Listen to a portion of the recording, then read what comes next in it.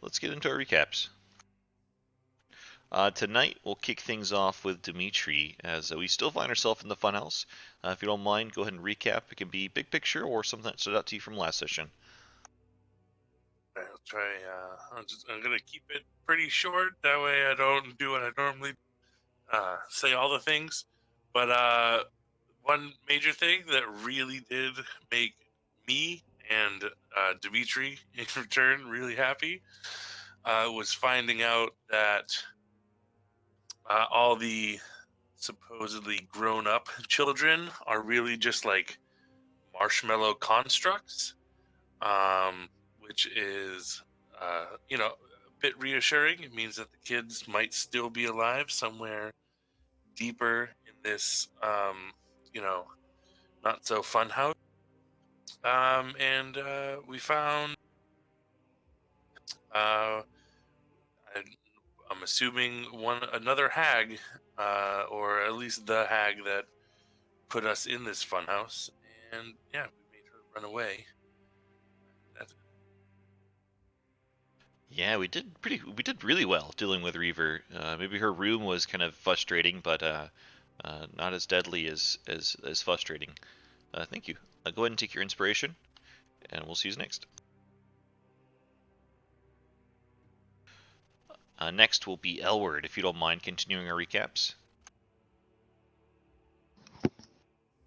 Yeah, I like how similar this place is to a regular carnival where there's always that one area or one ride or something that gives you a headache or makes you want to throw up, and that's the tubes.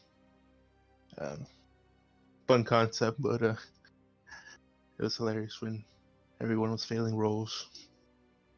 And then there's always that one guy in the carnival who takes their job too seriously, and that was Briggs that session.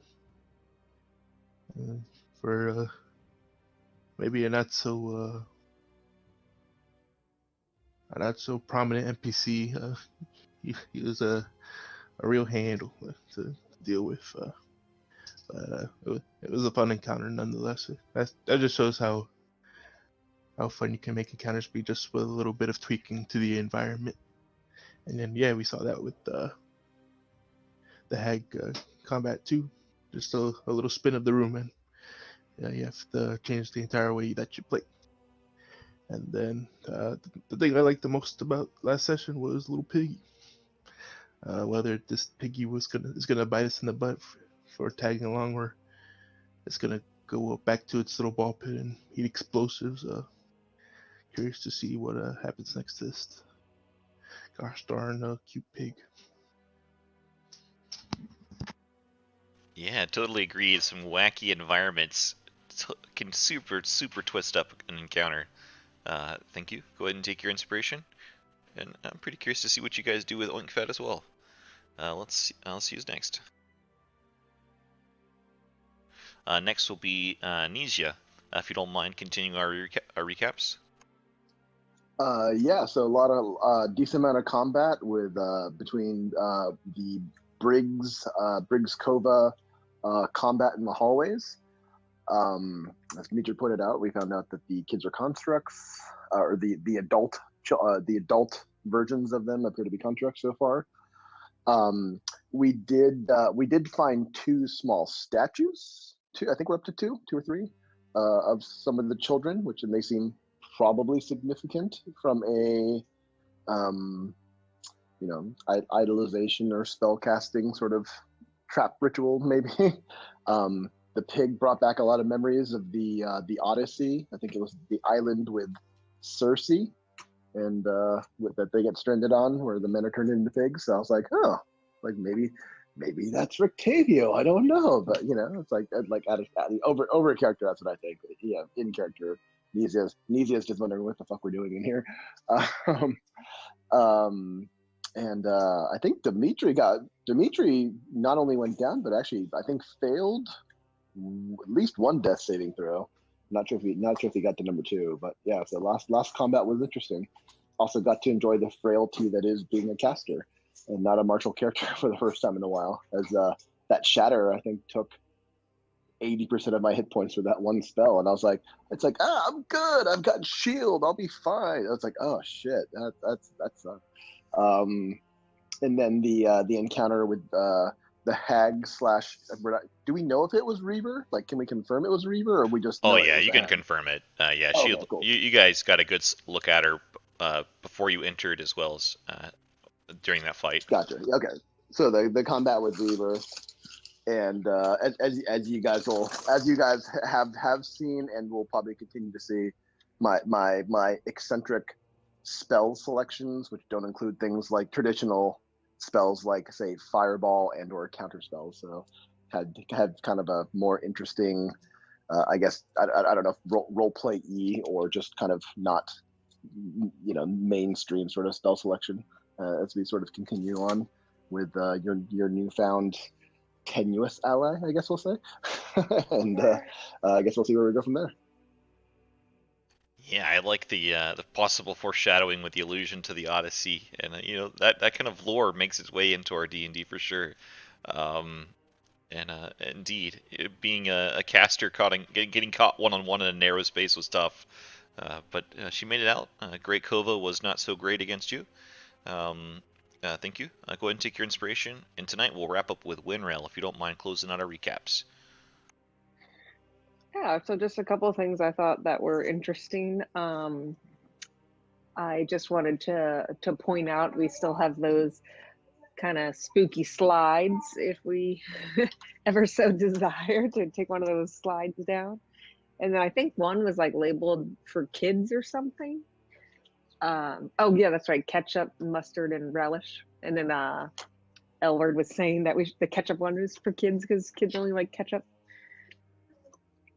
And then it was really interesting, the near miss or near confrontation between Winrel and Elward when Elward killed the fishing kid, but luckily his guts made it evident what Elward's intentions were. So I thought that was particularly interesting.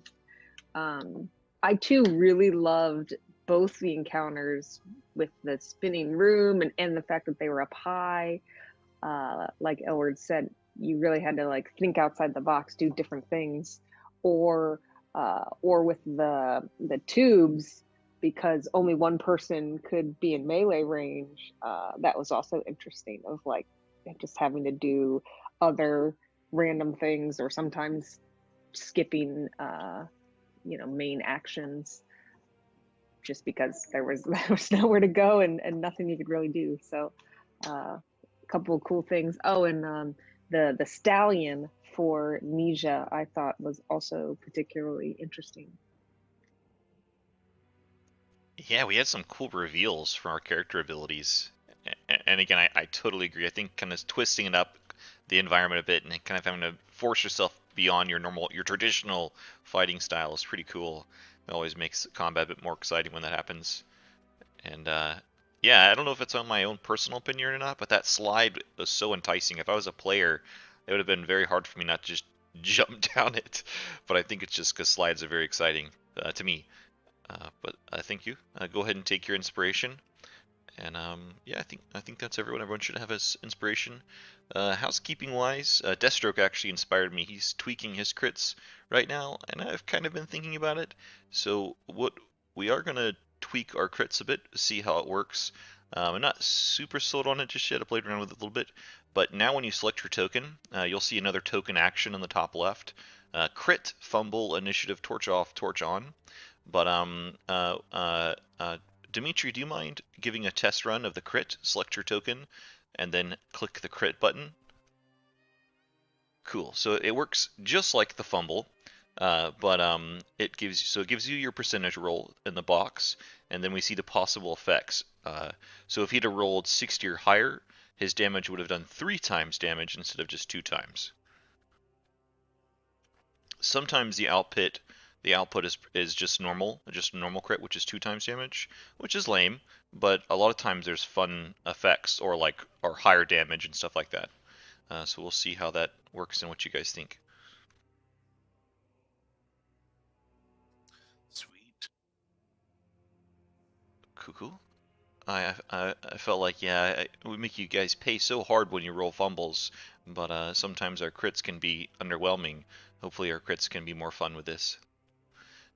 Any questions before we move back into session? Oh, one in-game housekeeping session.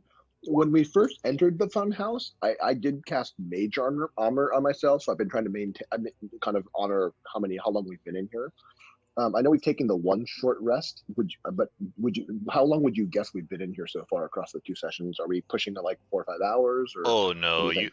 it's been quick. I mean, yeah, dungeon exploration is always kind of weird time-wise because sometimes it takes a lot of game time, but not a lot of the actual time passing. But you've probably only been here for about an hour and a half, maybe an hour and 40 minutes. And Oh, okay, cool, cool. mage, So yeah, yeah, so I'm not in danger of mage armor wearing off anytime soon. Okay, cool. Yeah, I nah, just like I said, I've been keeping track of that. I've been keeping track of that since I cast it in the first session. So I just want to make sure that that's, um, that I'm keeping the integrity of that 8 hour. yeah, definitely. I super appreciate that. I would guess that you'd be fine. It probably will stay throughout the funhouse unless something like turns it off, or you take it like you go all the way to the point that you need a long rest. Gotcha. Okay, perfect. Uh, cool. Any other questions? All right, let's move to the funhouse.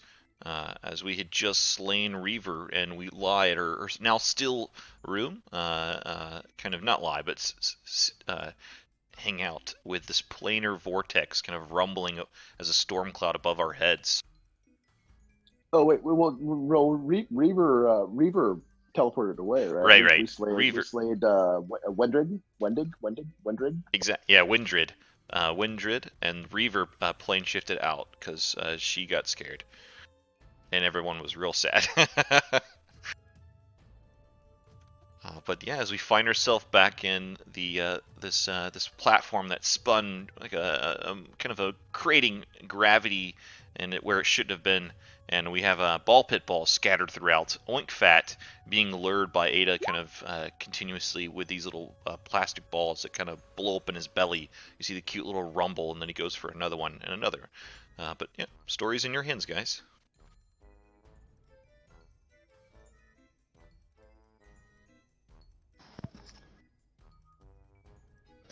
Well, that was disappointing.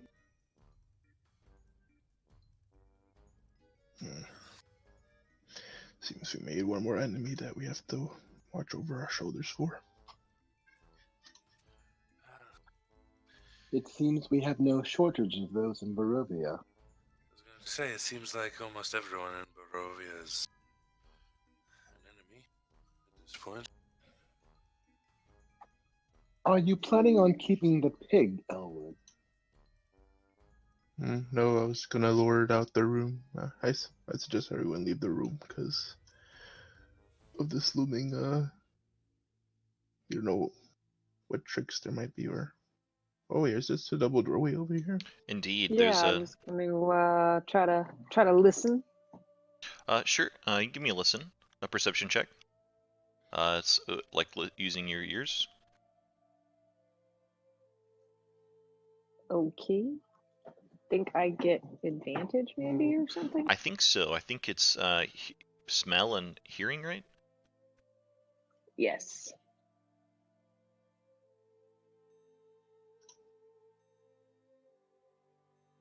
The pulsating lights that were almost nauseating were back in the ball pit, but the light isn't quite as distorted in here. They're kind of like purple fluorescent lights. Well, in this room, the vortex above is giving some wacky light. As you kind of listen through, you hear kind of like the crackling of electricity, almost like a light bulb that's kind of zapping a bit.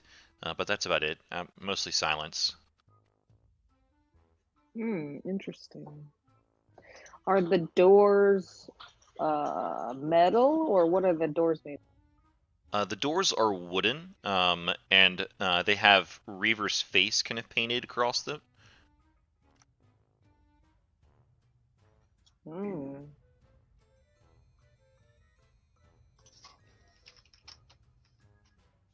And the doorknob? The doorknob is just a normal kind of like wooden doorknob. Looks like you could turn it and pull Oh, it cool. inward.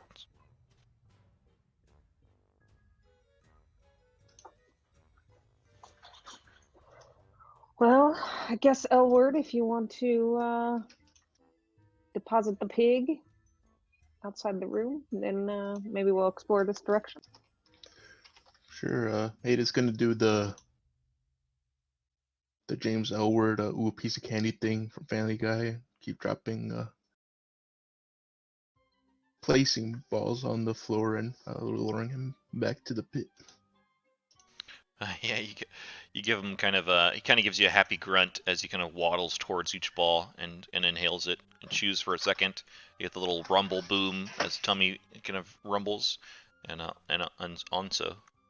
Do you want to lure him all the way into the ball pit?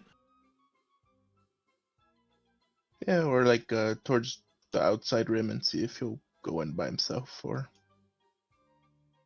As you kind of maybe like Ada leads him all up to the rim. Maybe she runs out of the balls in her hand. He kind of sniffs her hands a bit, and then like gives her one lick on the hand, and then like sees there's no more balls, and then turns and then like belly jumps into the ball pit. As he lands into the ball pit, like 100 little explosions go off as he smacks into the balls. But maybe you're a bit concerned for a second, and then you look down, and Winkfat looks really fine, kind of wading through the bottom part of the ball pit. You see like a tuft of a pink ear kind of through, and another little boom, and kind of the telltale sound that he's continuing to eat. Disturbing, but that pig might be the happiest thing in all of Barovia. That's a strange sentence to say out loud. I think this place is making me crazy. Yes, I'll catch up everybody, and then we'll make his way towards everybody.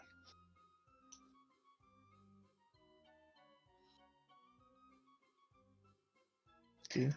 All Just right. getting ready. I'll open.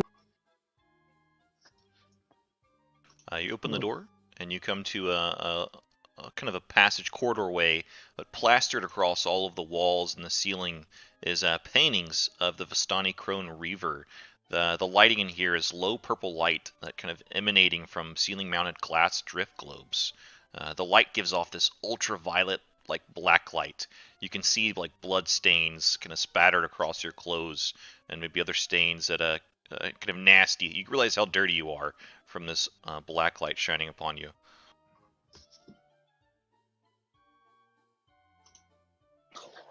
Lovely.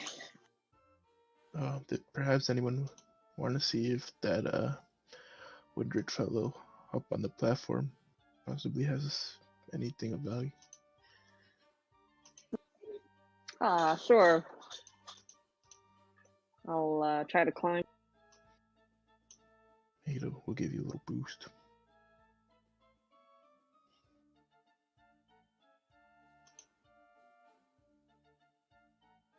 Oh yeah. As you Get climb up angry at the there, platform. and you kind of check over Windred, he's wearing Oh, pretty. I don't know how that happened. Sorry. Oh, no worries.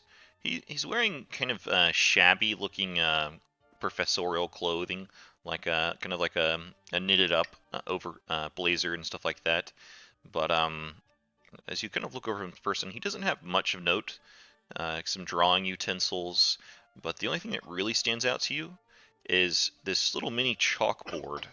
Uh, Maybe you saw as like stuff was shot towards him, he kind of used it to defend himself. Um, but Windred, as a cleric, you have a kind of an eye for um, what do you call that? Religious tokens. What do you call that? Yeah, holy symbols. This seems to be like a chalkboard is more than just a chalkboard. It almost seems to be his spellcasting focus, his holy symbol of sorts. Interesting.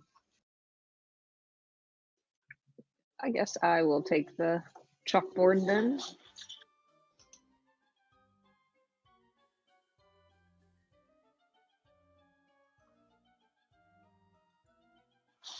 And climb back down.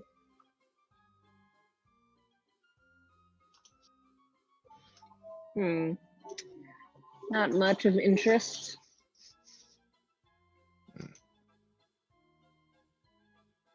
No worries. I was hoping he at least had a clue, but if he doesn't, then it's no problem. Oh, Hoping he had a what? He- Sorry. A he clue. he also had a 1 pound bag of sugar on him. Whoa. Oh. All right. I'll toss that down to Elbert. Oh, injured was a user, huh? Oh no. Maybe that's the only way he could keep his sanity in this place.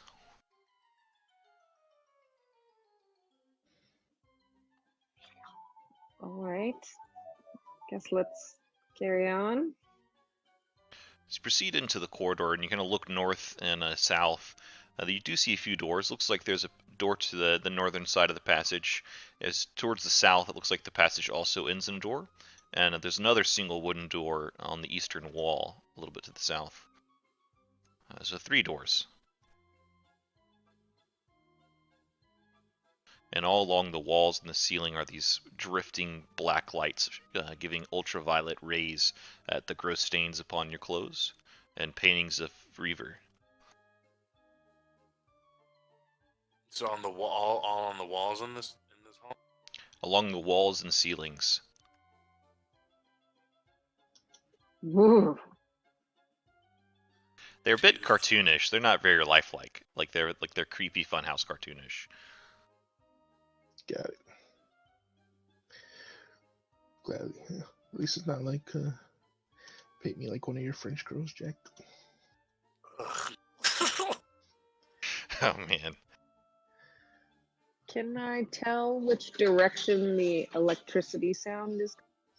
It seems to be coming from these like gaslight drift globes that are kind of hanging about. Kind of look up, and each one kind of gives that little like a singe of electricity.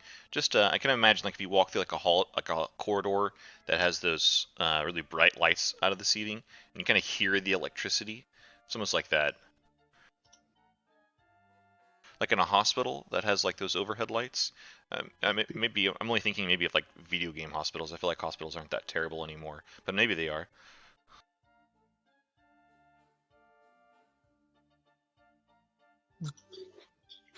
I'll take out a coin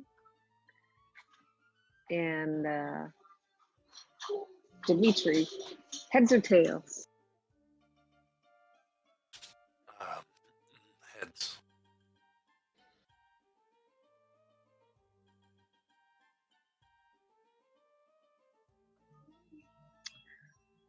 All right. Going south.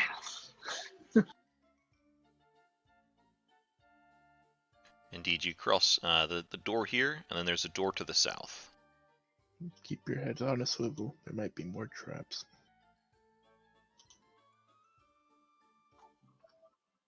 All right. I guess I will. That's great. I'll just open this one. Throw a wind to the caution to the wind. We've walked into our first trap. No, I'm picking. Yeah. What you come into is a bedroom of sorts. You see, there's actually a sign above the door. I'm sorry. It reads Reaver's Room. Also, this door is hexed. But luckily, as you open the door open, it is not hexed, that you could tell. Inside, though, is a single tattered bedroll and a small nightstand. It looks like the nightstand is holding a piece of sharpened charcoal and a leather-bound journal. The whole room smells of sewage and tobacco. Oh, good. I'll move in quite quickly and grab the journal and back out of the room. Yeah, it smells pretty awful. Sewage and tobacco. That's quite the combination.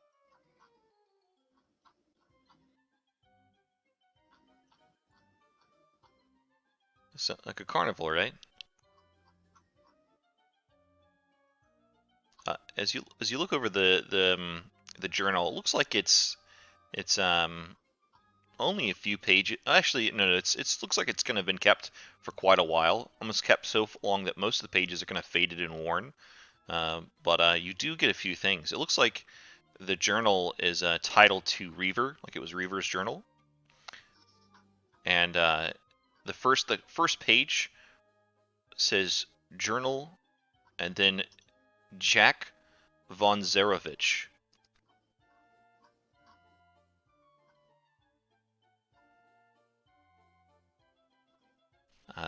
Kind of the few pages you see, you can kind of get the sense that Reaver wasn't much the author.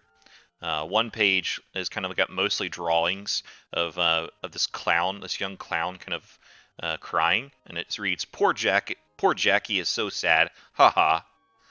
And then the next page kind of has that same young clown figure, looks a little older, but Reaver's kind of has a chalkboard and she's kind of writing stuff, and the little clown is watching, and it reads, "Taught Jackie a few dark spells today."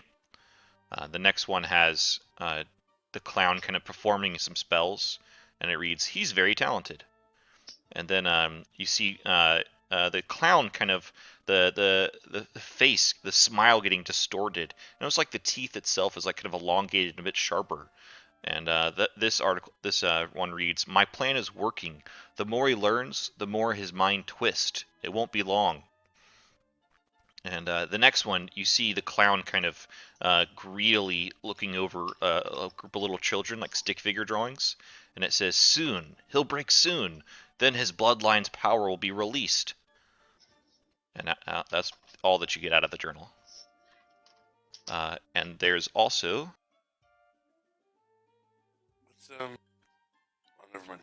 There's also, you find kind of maybe in the room you would have seen another porcelain figure and a 1 pound bag of cinnamon. Hey, cinnamon sugar weekend. Now we just need some applesauce. All right, whose figure? This one is Windred. Ooh. Would you add that one to party loot, Dimitri? Yeah. I didn't know we were leaving them in party loot. I've been writing them on my character sheet. Oh yeah, that's fine. I just figure we'll keep them all in one spot. Yeah.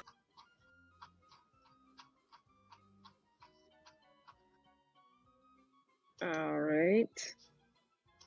Curious.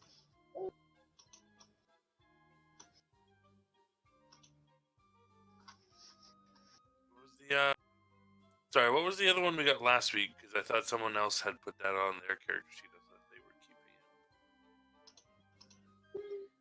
were keeping it. I think I found that one also. Wasn't that the fisherman guy? Oh no, it was Shaliki. That's the one I had in my bag. I think we found Briggs. We found Yeah. Briggs and Shalik. Yes.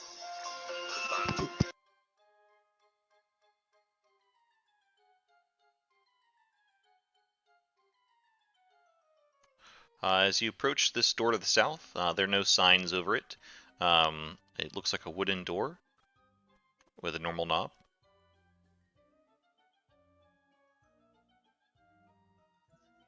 I'll check it for traps. Yeah, sure. Give me a perception.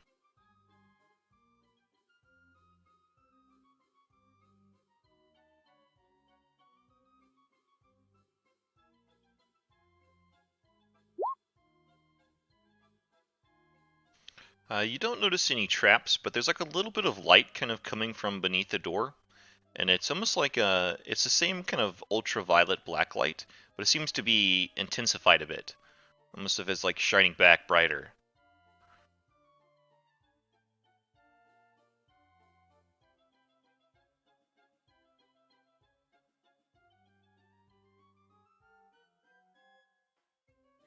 All right, I will open the door. You open the door and you see a gaunt, thin lady with maybe a weapon in hand, mace in hand, and then you realize it's your own reflection, but much thinner and terrifyingly thinner, staring back at you. I'll smash it with my mace. You break up some of the mirror. Yeah, you're able to do so. You smash into the mirror and see kind of a wooden plaster wall behind it.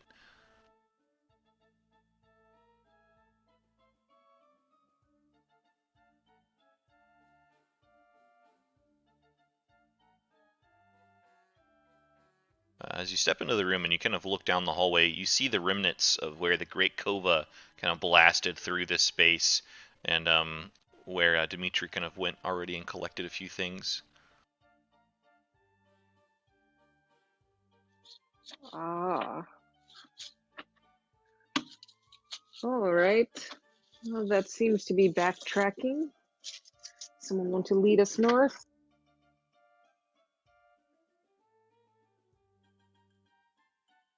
Yeah.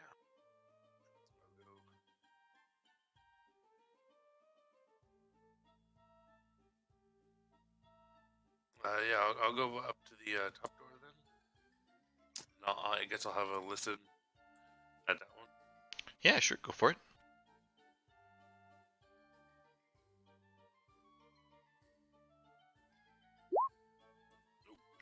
You don't hear much.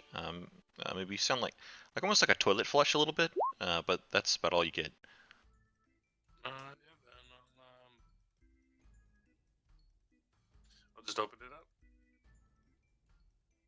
As you open it up, and what you see beyond, you see 3 chairs with archery targets next to each. They rest above 3 5-foot wide and 5-foot deep basins along the north wall. A wooden countertop separates the room from the chairs and basins. On the counter are a lime green shortbow, a pink sling, and a yellow light crossbow. Additionally, 14 pieces of ammunition are present for each weapon. Among the ammunition are 2 jet black arrows, jet black stones, and jet black bolts. A sign above the chairs reads, "Be young again, play in the water." And what you see kind of along the easternmost chair, sitting in the chair, is this old, just ancient looking woman. Gowns tattered and ruinous, skin wrinkled and saggy beyond age. Whoever this person is clearly very, very old.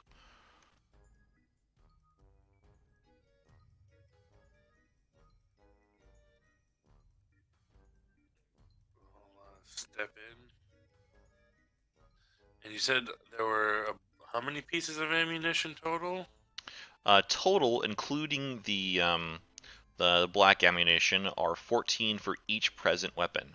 So 14 arrows, 14 stones, like slinging stones, and 14 crossbow bolts.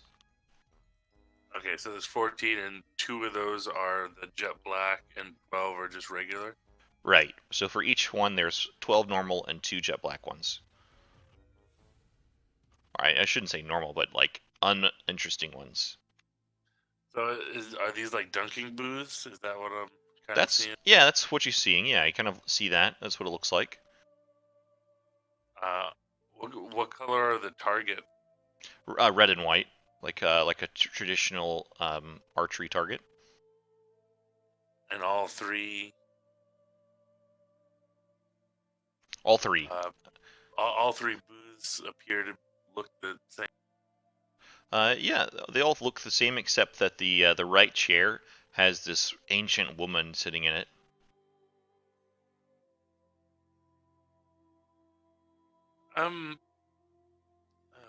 Hello there. You kind of get like a moaning sound. Uh,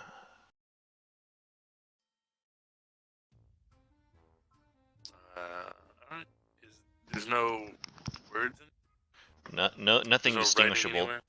anywhere? No writing outside the thing that says, "Be young again, play in the water." Okay, so then in that case, I guess I'll take the crossbow and fire a bolt at the target for the old lady's dunk tank. Oh God. Okay. I'll try the slingshot. Okay. Go for it. Make attack rolls with your dex and your proficiency. Yeah, I'm just gonna roll a Matilda one because it would be the same. All right. Because I have it archery. Oh no, it wouldn't be the same because it's not +1. Never mind.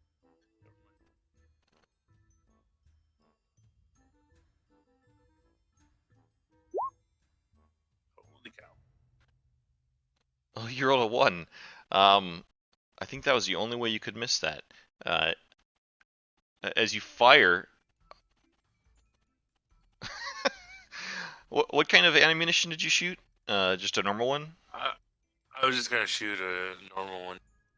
Um, it shoots high. I won't make it hit the old lady. It shoots high and hits the wall. It doesn't hit the target. But you do notice that when you fire the bow, right? You use the bow. The crossbow. Yeah, as you use the crossbow, it does fire very well. It's even though you used it poorly, it seems to be a very well-made crossbow. Well, I'm not used to crossbows. And Winril, what did you fire? The slingshot. And did you use normal ammunition or black ammunition? Normal. And which target did you fire at? The same one. The lady. You do hit the target, and the lady falls into the water. She only falls about, it's only about 5 feet deep, and she kind of head up, and she kind of begins to gurgle a bit. As you kind of see her there, though, the wrinkles and the age almost like begins to wash off in the water. She seems to be giggling a bit. The kind of moaning turns into giggles as what is clearly over like maybe a couple 100 years old person gets younger to 120, 80, 60, 40, 30. Quite a plump, beautiful woman. You notice she's kind of waving a baker's pin around and still giggling. And she gets younger, 20, 15. I'll run. I'll try to climb up. I guess try to get to her. You want to pull her out? Yeah. As you pull her out, you see a 15-year-old version of Lucy, the child that wanted to grow up to be a baker. Oh, hi there. Uh, did you come to try some pies, or did you just come to play a game? I was gonna feed all of my fellow coworkers. I guess I can feed you all too.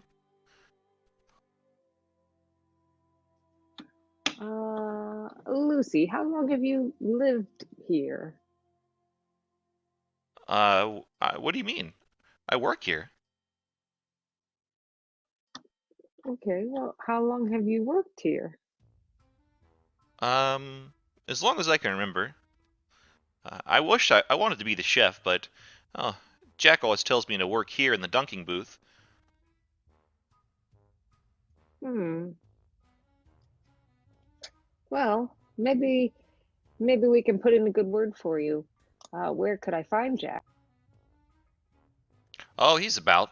He likes to hang around. Last time I saw him, he was by the balloon popping game, but that's a long time. When was that? I've been sitting in that chair for a long time. Oh no. How how could everyone else have been eating if I was sitting in that chair? Oh no. Surely they're hungry. What am I gonna cook though? Hmm. I don't know.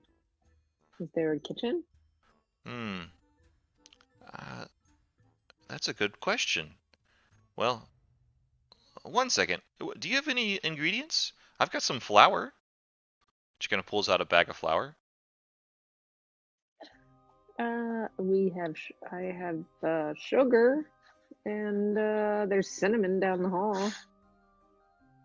Ah, Could make cinnamon bread. I bet I can make some cookies. I just need a little bit of something to stick it all together. I know where I can get that, and I'm gonna take your ingredients. And she rips open the bag of flour and tosses it into the air. I need initiative, and everyone. I need dexterity saves from Winrail and Dimitri. as the flower flies out towards your faces.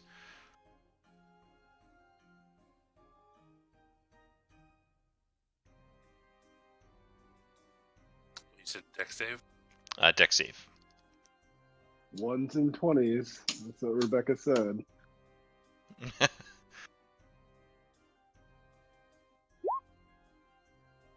Oh, it might be Look at everybody. that! I think it's gonna hit everybody. Look at that shit. Nat 20 on initiative, double nat 1s on my dex save.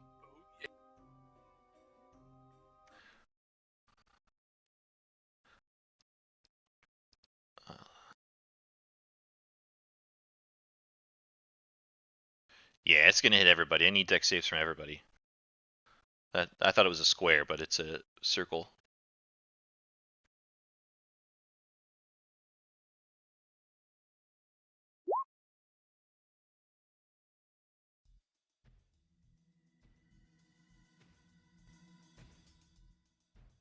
DC 13.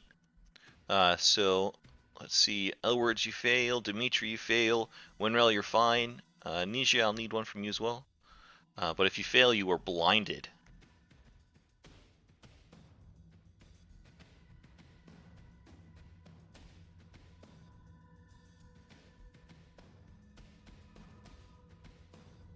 Nisha, you're fine.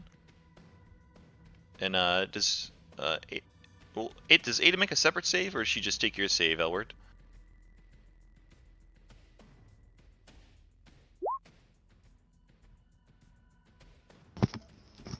Puppets Oh, can't be okay. blinded.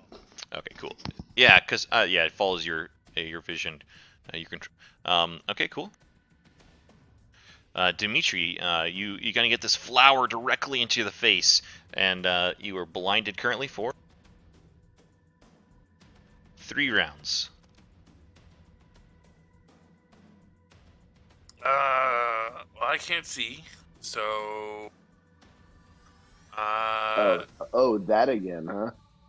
Can I try and just use my whole action to like grab my water and like pour it on my face and like try and clean my eyes out of the flour?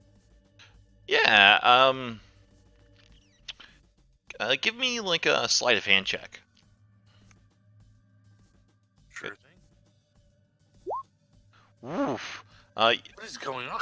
That is very high. Yeah, I was gonna say it reduces it by 2 rounds, but I'm gonna reward the nat 20 as you kind of take your water and you douse your eyes. Just use your whole action, but you're able to like douse your eyes enough that at the end of your turn you'll no longer be blinded. Yeah, that's totally cool. That's all. That's all I was gonna do this round. I don't really have any bonus action I can do right Cool. now. I am done. Does the button work? Let me check.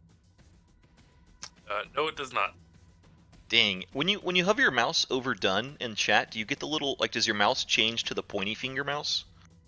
Yeah, it turns the little pointy finger, and like the line under done goes away. Like it activates, like it wants to click, but then I click it and nothing. That's wild. I tried like removing it and re-adding it, and it's still I don't know what's up. Either way, you're no longer blind. Lucy, she raises her baking pen. I'm gonna bake something up nice tonight. It looks like it's gonna be a bit meaty. And she tries to smack you in the head, Winrel. 23 is a hit. And deals 14 bludgeoning. That is not magical. Oh, she makes 2 attacks, so she's gonna swing once more. 20 is another hit for 9, so that would have been 7 and 4, so 11 bludgeoning total on you, Winrel. And that is your turn. Now is your turn, Nisha?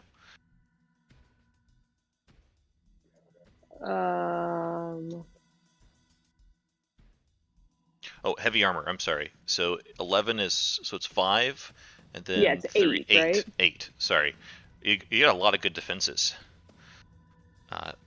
8 total. Your turn, Nisha. Got it. She'll point a finger up at Lucy and simply kind of turn and say, "I grow tired of your wards," and will shoot a. Yep, yeah, she'll just shoot a ray of frost. That is a hit, as the ray strikes straight into her and frees her up a bit. All right, and I will take a few steps back into the hallway here, right there, and Elward, becomes your turn as you're blinded, but you still feel your connection to Ada's strong. Yep. Still sharing senses, and I'm gonna say that yes, I agree with her. These aren't the kids that you've known before. So stop treating them like it. And Ada's gonna fire up a firebolt at Lucy, as I have not grown emotionally attached to these kids. Or maybe I have. 12 is still a hit. Oh no, only 2. Yep. Damn. A lot of ones. Just the session, but it's okay. Instead of the full-on FX effects, you get like a little tiny ember that goes from Ada to Lucy. Yeah, I told everyone to stop harboring feelings. These aren't the same kids. And then I look at Lucy's face like, oh, and then I reduced the flames a little bit. But Howard's gonna take a more defensive position away from Lucy. Have Ada guard the hallway, and that's my turn. Nice. Winrail, becomes your turn. Okay.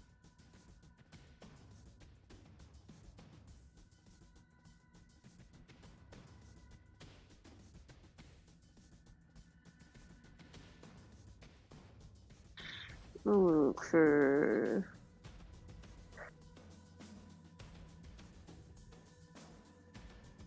I will,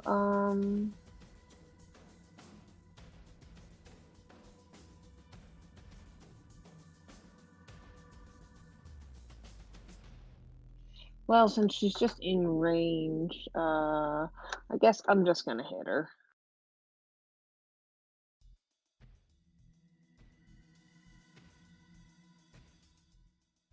Smack! You hit her over the head with your own bludgeoning weapon. Do some good damage. Still on her feet. Alright, I guess that'll be all. Dimitri, becomes your turn, as you're no longer blinded. Cool. I'm just going to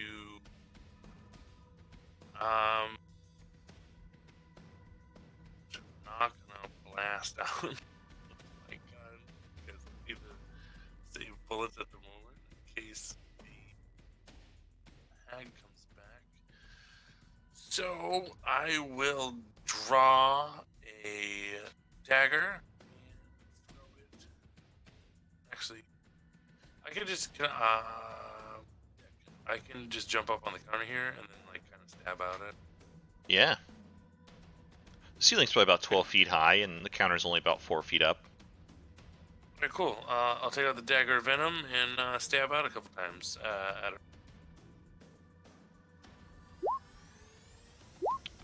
Both of those. Oh man. I guess. I didn't hit the poison button, so there's no poison damage. Okay. Just 7 and 8. One day we'll get the venomous salt of that weapon, but not today. Yeah, the only problem is it takes an action to click the button. Yeah. So it's like action economy. You gotta do it before combat starts. But yeah, so it's just 7 and 8, and then can't draw another weapon at the moment. So that's it. All right. As Lucy's turn, she kind of raises her bat up, or her baking pin up. Ah, well, the meat's gonna be tough, I see. That's okay. And then swings out with her baking pin.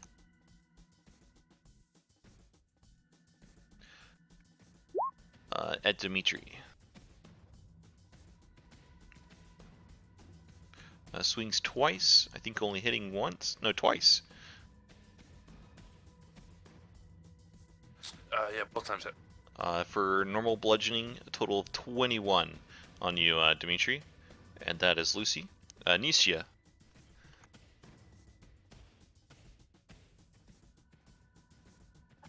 I'll take a step forward and poke my head through the door and just see kind of see you're being assailed.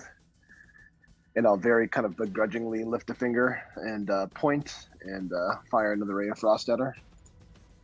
That's another hit, as kind of limbs beginning to look pretty chilly. And I will take another step back and maybe even spend a little time kind of scratching out more Reaver portrait eyes with my dagger, as my comrades are kind of currently. Nice. As Lucy freezes up a bit, she kind of calls out, "I will not be for dessert." Your turn, Elward. Okay. Seeing that frost spell's working, yeah, serving frozen cold food is never a good idea. And Ada will shoot out a ray of frost at Lucy. Nice. Cold is the way to go. Cold is. We gotta be cold-blooded against these adult kids. Yeah. Lucy's a bacon a chef, so she's used to the heat, so we gotta use the cold. Indeed. And then the cold hits are effective. She kind of freezes up even more. You see icicles forming all along her limbs and her chest, but still up.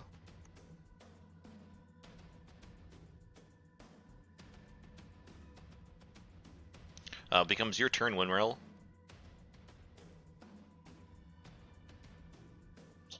Okay.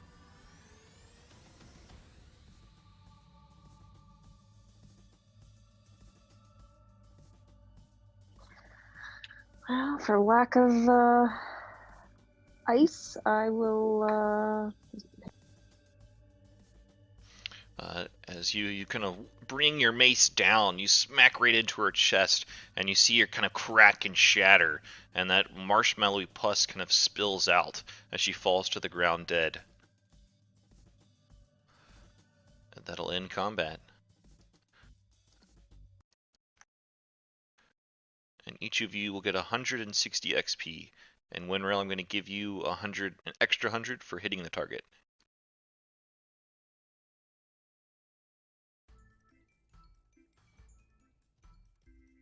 And no negative XP for missing the target, Dimitri.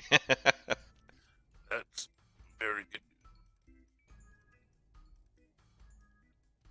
My rolls at the beginning of this match were nothing but 120s, which is great. What'd you say? It was 100 for that fight? 160. 160. Everyone got 160, and Winrail got 260.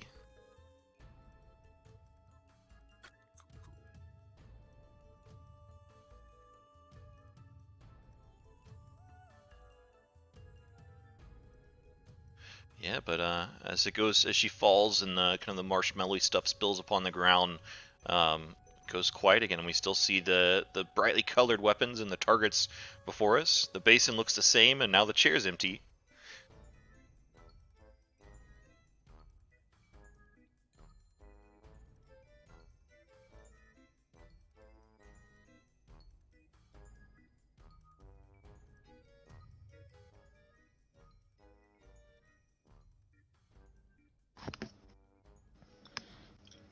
Shouldn't harbor any feelings for these fakes.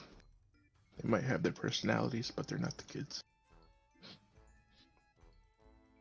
But I understand how you feel. It was hard for me to detect that Lucy female.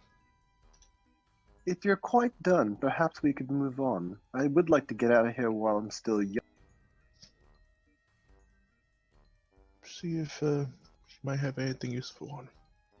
If anything, that bobby pin that a rolling pin might be useful for camping. Indeed, she has the rolling pin and kind of a baker's outfit. She tossed her bag of flour, but she also noticed that she has a dead bee on her. Did you say bee? Like a buzz bee? A buzz bee. Now we have 2 dead bees. Don't know why.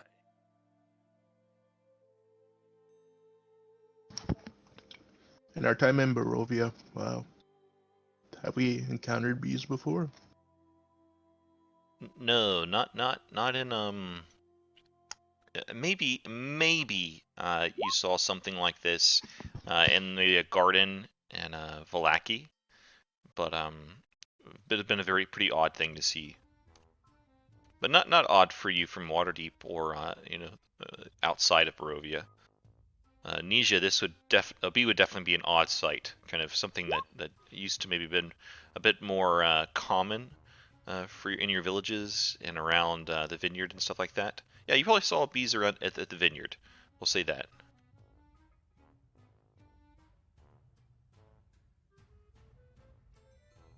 I don't think that's uncommon for a vineyard to also have like honey bees on the grounds.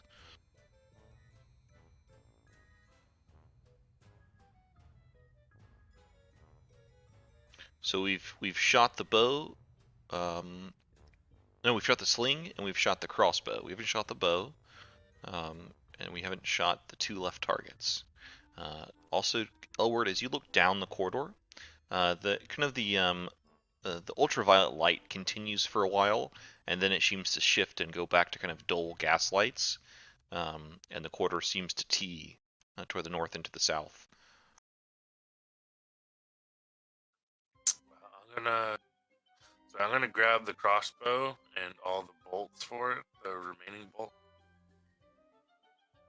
What kind of crossbow is it? Is it a light or hand? It is a +1 light crossbow. Oh shit. Nisia will take a look kind of curiously at the weapons and what Dimitri and Winrow were doing, and she'll reach out with a hand, and kind of a spectral hand will come forward in the form of a mage hand, and it'll just go over and boop both of the unhit targets with just like a little pointer finger, like boop boop, just to see if anything happens. With their mage hand, Yes. as the mage hand kind of boop boops both the targets, nothing happens.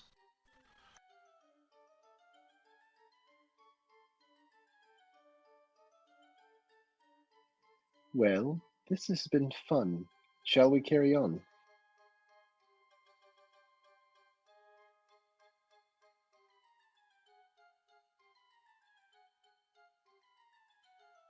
Yes. So there's. Can I recover that one crossbow bolt one that I missed? Nah, it got destroyed. Okay, cool. So there's. No, that's fine. So there's 13, and 2 of them are obsidian. Yeah. Or black, like Just, black obsidian color. Yeah, they're dark black. They're jet black. So maybe they're made of jet. Okay. We'll let you know when I use those, just in case. Oh yeah.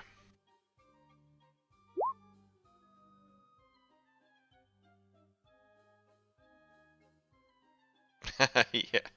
Yeah, Death House's loot, that was awful. As you continue down the passageway, maybe you get better sight of it, Elward, but it looks like the T is actually kind of like a cross section, and it splits north and south, and then turns back towards the west.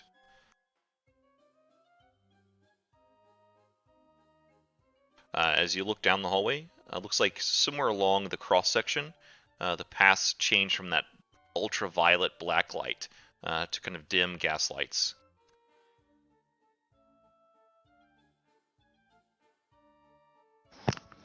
I found more hallway over here.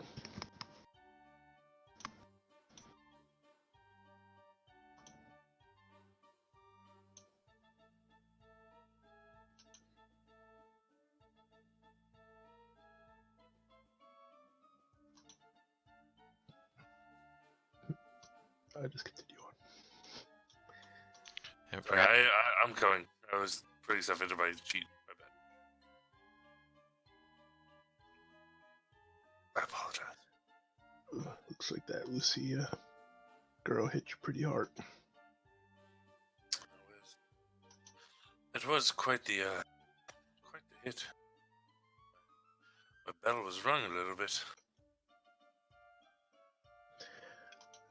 All these fake adults are quite powerful. That's why we must keep our distance from them.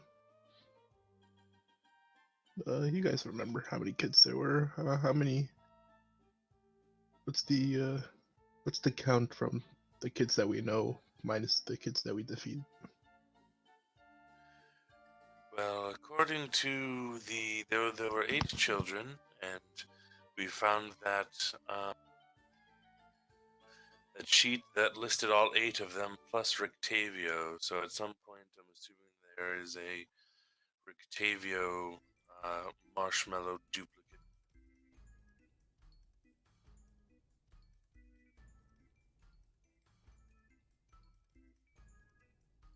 But we've defeated 4 or 3. We there was Biggs.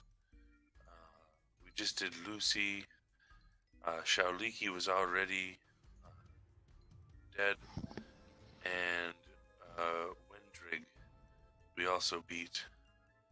But Thalin, that was Kova, yes, and then Thalin was the sleeping man in that first room, and he went back to sleep. I'm not sure if we'll have to face him again. So at the moment, I believe it's just Akshi.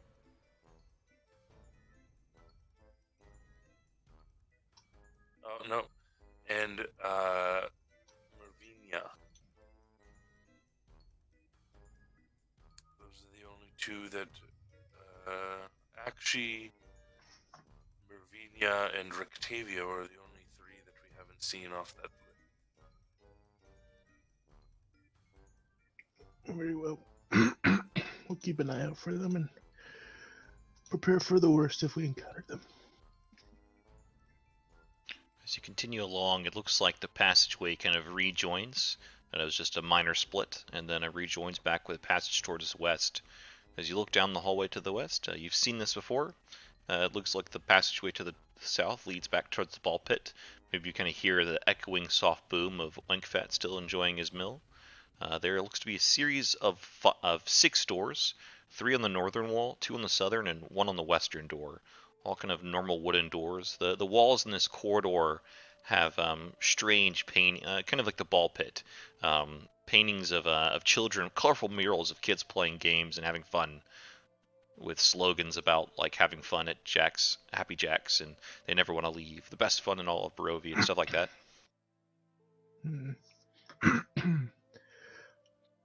Perhaps maybe this might be the dormitory for the workers. Who knows? Ada will give this drawer an open.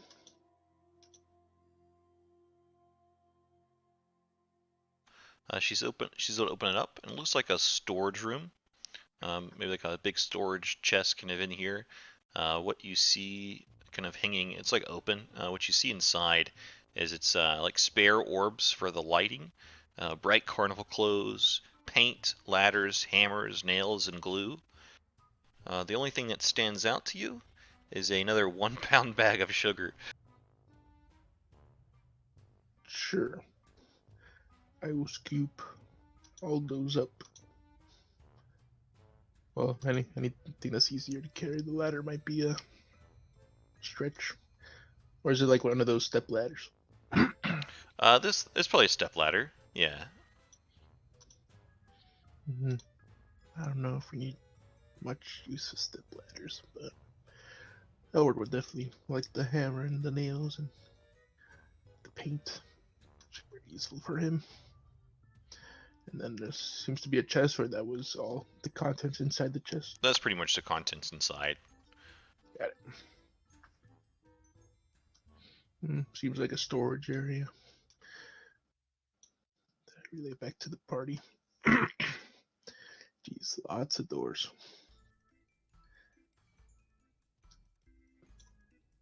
But there might be something in one of them. Like a trap. Ada will open the south door. Same kind of sorts, like same kind of random stuff. But as you kind of look through this area, outside the normal paint and nails and carnival clothes and stuff like that, you do see one thing that stands out to you: a broken holy symbol to Mother Night. Ada will pick that up and then pass it to Oward, and I'll pass it to Winrow.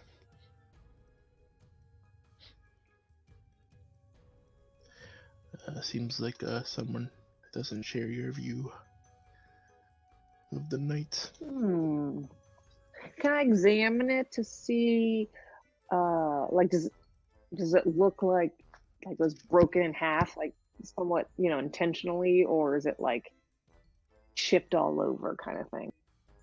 Yeah, it totally looks like it was intentional. Like it's like her sigil, the moon, and it looks like someone took like a hammer and nail to it and kind of chiseled like off, like almost like chiseled off a piece of it. Hmm.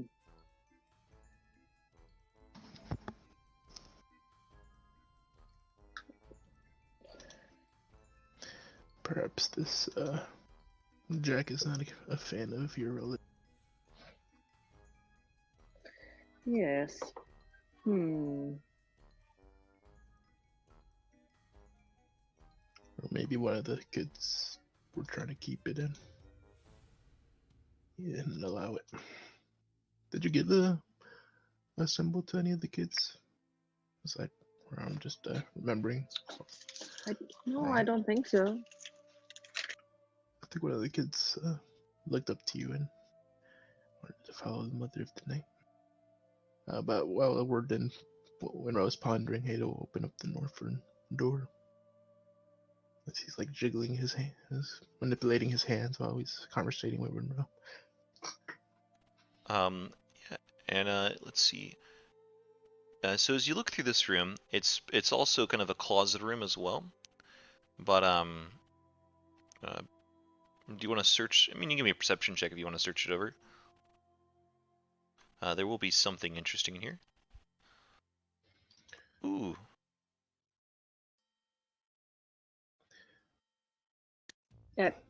At Ada's? Which closet? I'm sorry, the one that I'm in front of, or Oh, where Ada is? where Ada is, the one she just opened, north of Ada. Would investigation be good? Yeah, I'm fine with that. Nice. It's my one skill. Wow. So yeah, she looks through it. She finds three things of note amidst all the bright carnival clothes and paint and stuff. The first thing that stands out to her is kind of a large, strange snake thing. I'm gonna tell you it's called the M Viper thing. Ooh. She also finds another porcelain figure, this time of Kova. Yes. Get it. And as Halfway done. indeed, as she shoves kind of some of the clothes out of the way to grab the figure, she notices that there's a trap door, like a conduit, that she could open up if she wishes. Sure, Ada will pass the Kova figure to me, and I'll pass the Kova figure to Winrow. And I'll yeah, pass it to Dimitri. I'll investigate the trapdoor. Gotta catch 'em all. As we play hot potato with the stuff, you open a ladder. It looks like it descends about 20 feet into darkness to a landing. Ooh, darkness.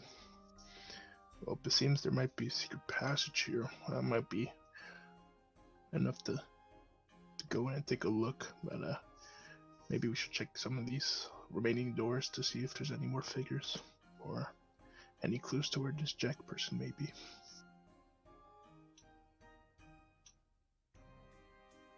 I'll try to be quick about it. I'll open the south door. As you open the south door, that's another storage room. Oh, but you find another M Viper thing amidst all the junk. Okay. M Viper had a really bad dentist appointment. Poor person. Okay, if there's nothing of note, quickly open the north door.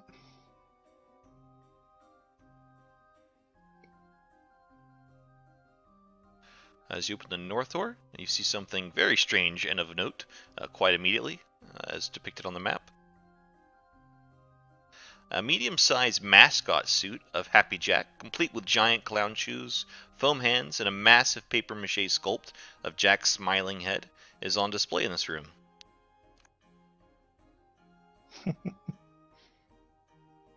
That's super suspicious.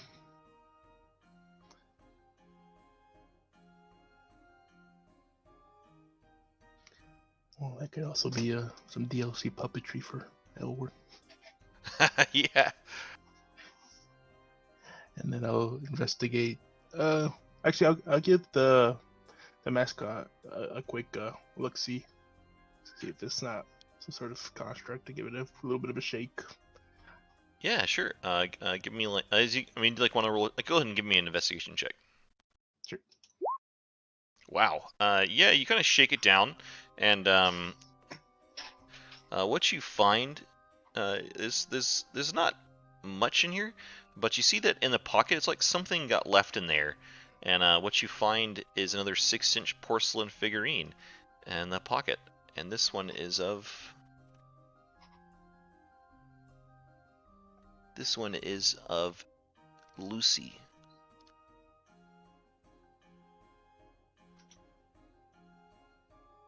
Damn.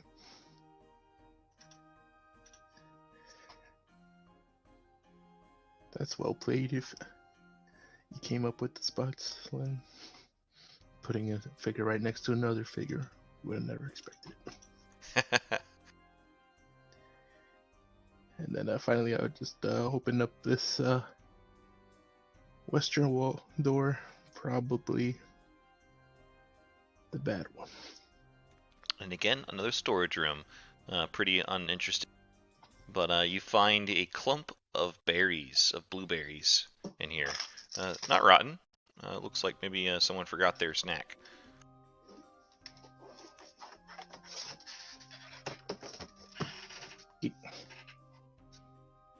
Might be Lucy might have enjoyed these blueberries if she wasn't trying to kill us. I'll pocket the blueberries, might come in handy. Okay, I turn back to the party. I think I've rummaged through everything. I found 2 figurines, and I believe there's a trap door here in this closet. It was well hidden, so it must definitely be holding something down there. Well, Winrell, you said that you saw something down there, right? When you went down in the front room?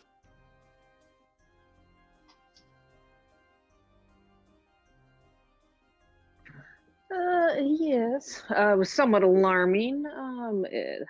There was just a hole and snake skin. I don't love snakes. That was, no.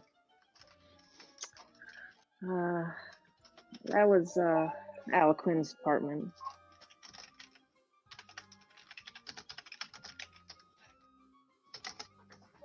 So I don't want to go first.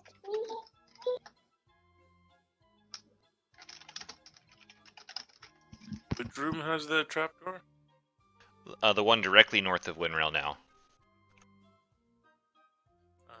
Well, I guess I'll go first,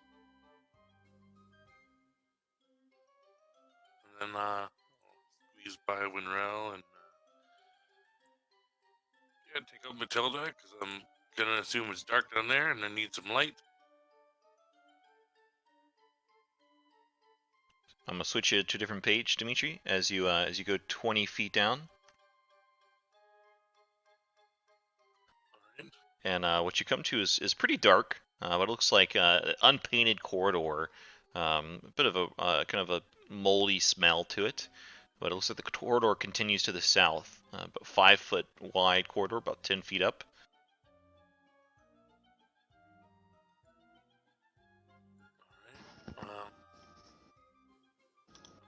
Look down the corridor and oh gee.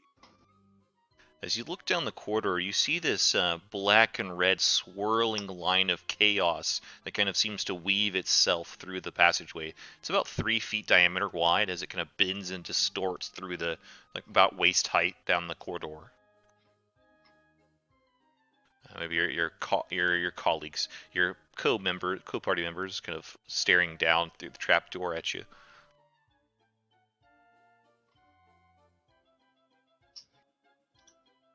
Everyone's focused on Dimitri.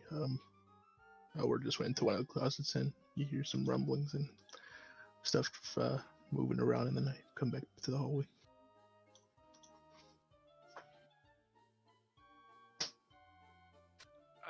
Well, there is something down here. I'm not really sure what it is. It doesn't look like a creature, but it's definitely looks like some sort of hazard.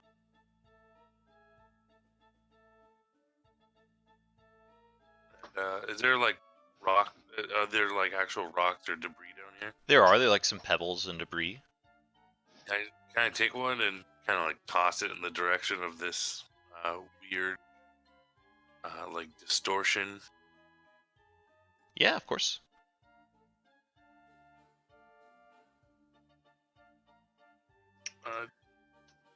Do you need a roll? No, as you toss it, it strikes into the kind of the black red essence. It's distorting through the hallway, and it disappears.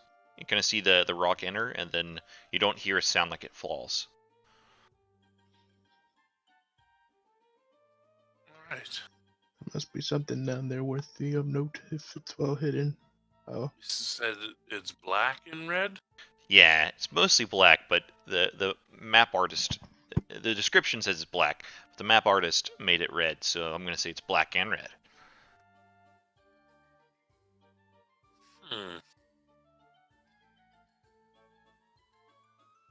Does it look like you could get around it? It does. It looks like you could be. You might have to be like kind of play limbo a bit. Not limbo. What do you call that? Kind of be a little bit acrobatic about how you get around it, but you could.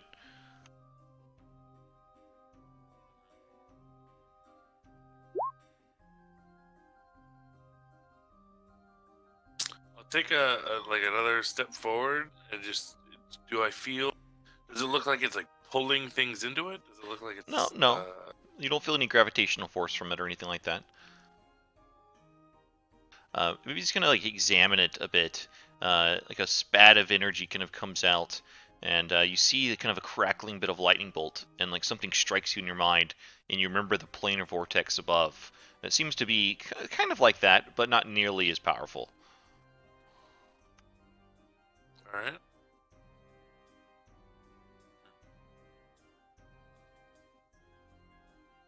Well, if can someone come down here with a rope? I want to try and move past this thing, but I also I want a bit of a lifeline just in case. Sure. Does anyone go down? Or does everyone go down?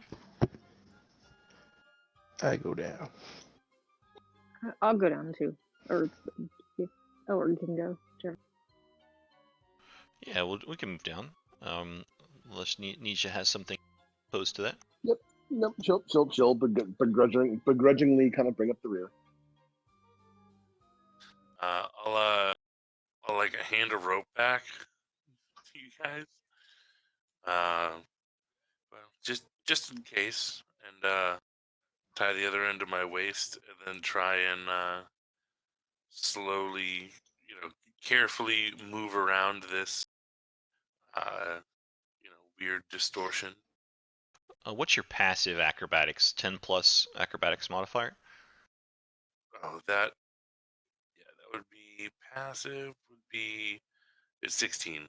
Oh, yeah, you can do it, no problem. You're able to navigate around this kind of winding bend, and so you don't want to move through without touching it, is what you're saying. Yeah, I don't want to touch it. I'll like go up against the wall or whatever I have to do in order to avoid touching it. You can do so, no problem. Very As you cool. kind of bend and kind of do a matrix walk through, like around it, and as you make your way through, looks like the corridor continues for quite some distance to the west, and there's a small little opening about 3 inches in diameter, kind of slick with earth to the south wall on the south wall. Okay, now I want to try something. Okay. Now that I'm over here, I want to untie the rope from my waist and just say back, but hold on to it for a second, but get ready to let it go in case this decides to yank it. And I'm just gonna move my end through the vortex to see if like it cuts the rope or.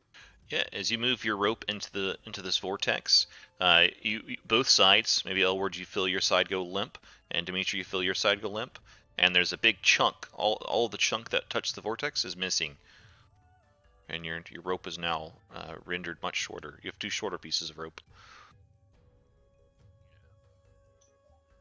Right. Well, that's good to know. Don't touch that at all. Then I'll look through this. Do we hear him? Right. Yeah, you can hear him.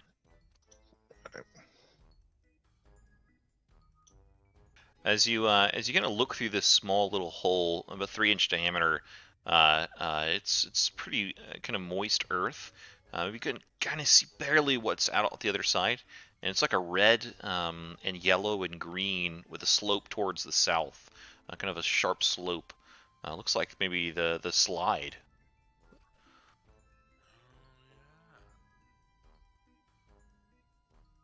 Well, I don't. This is just like a hole. Is this just like a hole that like Winrel had looked through? Very similar, yes. 3 inch diameter. Well, through this hole I can see the slide, the ketchup mustard relish slide. I'm assuming this is the end of it on the other side of this hole, but there's no way to reach it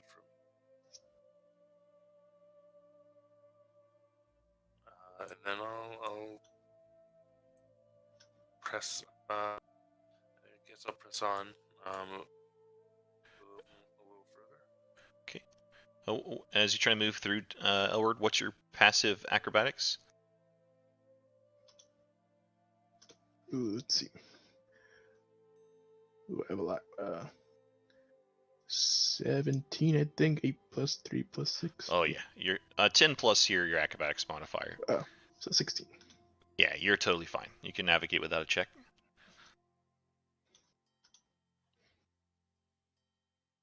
As you kind of continue along, Dimitri, towards the east, you hear like a little bit of voice.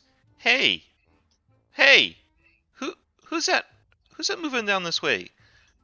Hey, don't ignore me, Mister. Hey. I'm gonna pull out the crossbow, load it with just a regular bolt, and slowly move down because I can't see who it is. Anisha, as you kind of move up behind, what's your passive acrobatics? 10 plus your Only 13 for me. 13. Yep, 13. That is just enough. You're able to move through, no problem. Woo! Sweet. Who are you?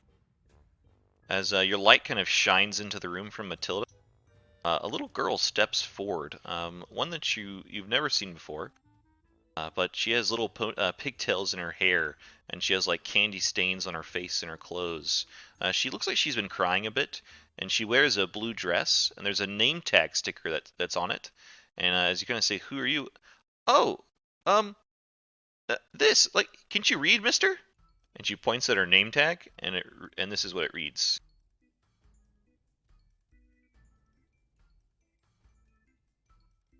Sally. As you kind of mumble Sally underneath your breath. "No! Sally! My name's not Sally. Sally! Can't you read, mister?" Sail E. It's your call. We can end this right now. All right, Sally. Are there any other children down here? Well, no, not anymore. Happy Jack took him to play in his special place. What? He kicked me out. He said I was too rude, a nuisance, and a pest. Well, just wait till my dad hears about this. I'm not a nuisance or a pest. I'm awesome. Look at this cartwheel. And she does a cartwheel real fast. Did you see? Did you see, Mister? I did. That was a very, very good cartwheel. Um, where is Happy Jack hanging out with the other children? His special place. I said that already, Mister. Don't you? You can't read and you can't listen, huh? Yes, but where is this special place? Oh, well, it was kind of funny. He took us to his room, and then there was this weird spirally portal, and we walked through it, and we were in this big, pretty place with this big, pretty tree. But that was in his room. I can take you, Mister. And you were able to get out of his room, or he kicked you out? Well, I was dancing around the tree with the other kids, and then he kicked me out. Well, you see, that one girl, well, she's not as pretty as me. She eats too much. Oh, she had some blueberries I wanted, and she wouldn't give them to me, so I poked her. And then Jack made me leave. Well, yes, this is. I'll look back at the party and then look back at her, at Sally, and but that is totally unacceptable. I think we should go speak with this Happy Jack. Yeah, mister, we should. I bet you can't do a cartwheel. I can do a cartwheel. Watch. And the little girl does another cartwheel.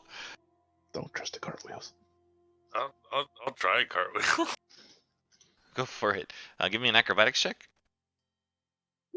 Actually, good at those. You pull off a pretty fantastic cartwheel, and she jumps and skips and claps for joy. Oh, mister, you can't listen and read, but you sure can cartwheel.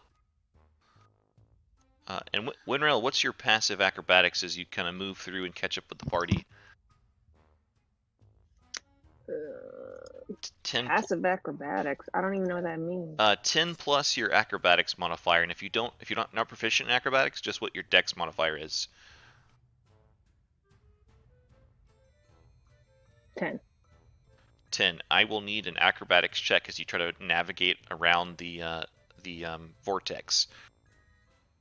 I'll give you inspiration.